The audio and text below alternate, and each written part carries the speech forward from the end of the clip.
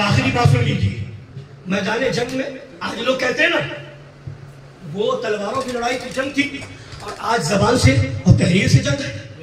وہ بھی جنگ تھی دشمنان اسلام سے، گستاخان رسول سے، اور آج یہاں بھی وہابیوں دیوبندیوں سے ہماری جنگ ہے، اور یہ جنگ تھی، ہے اور رہے گی، ہے نا؟ تو اب لوگ کہتے ہیں آج کیا الزام لگاتے ہیں؟ خود تو جواب دینے کی طاقت نہیں، رد کرنے کی طاقت نہیں، بولنے کی طاقت نہیں۔ جب حق والے بولتے ہیں وہابیت اور دیوبندیت کا رد کرتے ہیں تو صلح کلیوں کی تکلیف ہوتی ہے، صلح کلیوں کی تکلیف۔ یہ تو گالی بک رہے ہیں، یہ تو برا کہہ رہے ہیں، یہ تو ایسا کہہ رہے ہیں۔ ابے یہ گالی نہیں ہے، سنت صحابہ ہے۔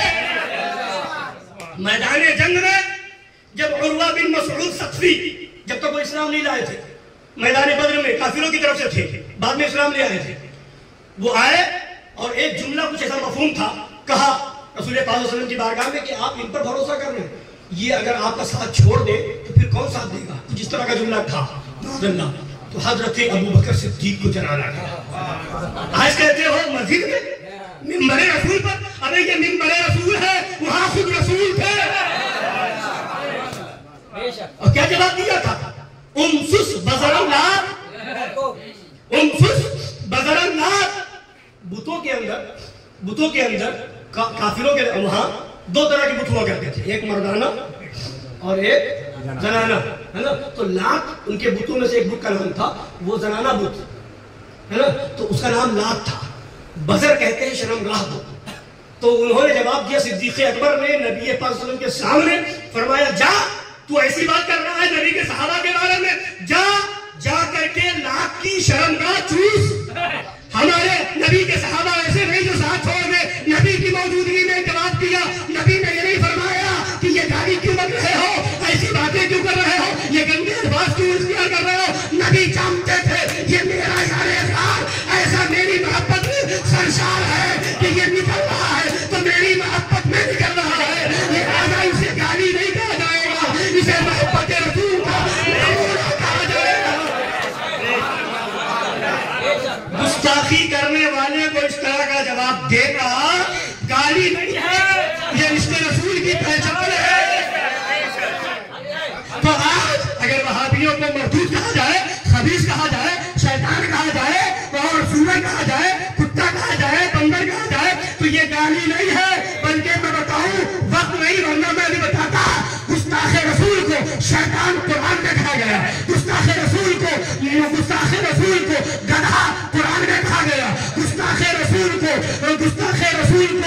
جو ہے مردود قرآن میں کہا گیا ہے، گستاخ رسول کو حرامی قرآن میں کہا گیا ہے، گستاخ رسول کے منہ کو سورج جیسی تھوتنی قرآن میں کہا گیا ہے، گستاخ رسول کو خبیث قرآن میں کہا گیا ہے۔ یہ قرآن میں موجود ہے، قرآن میں موجود ہے۔ اذا خلوا الى شیاطینہم، شیطان کہا کہ نہیں کہا؟ قرآن پاک میں ہے۔ سلسموع الخرطوم، قرآن نے کہا کہ نہیں کہا؟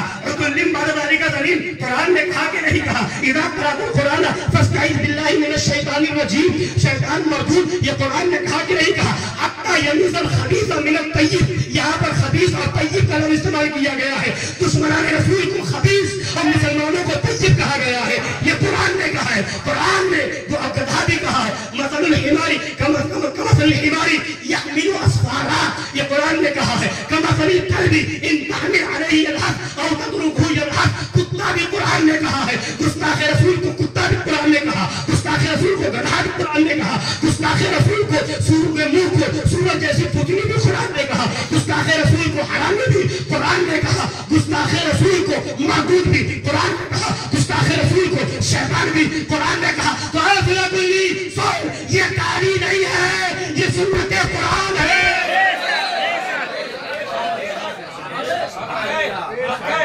خانقاہ حشمتیہ نے کسی سنی کو ایسا کہا ہو تو بتاؤ۔ وہابیت کو کہا جاتا ہے، یہ غلط کرنے میں کہا گیا ہے نا، یا پھر جو صلح کلی ہے یہ کہا گیا ہے نا، کسی سنی عالم کو کہا گیا ہو تو بتاؤ، کسی سنی عالم کو کہا گیا ہو تو بتاؤ۔ جب کوئی دین میں غداری کرتا ہے، گمراہیت پھیلاتا ہے، تو اس کا جواب دیا جاتا ہے۔ تو اگر انہیں کہا جائے تو تمہیں تکلیف ہو،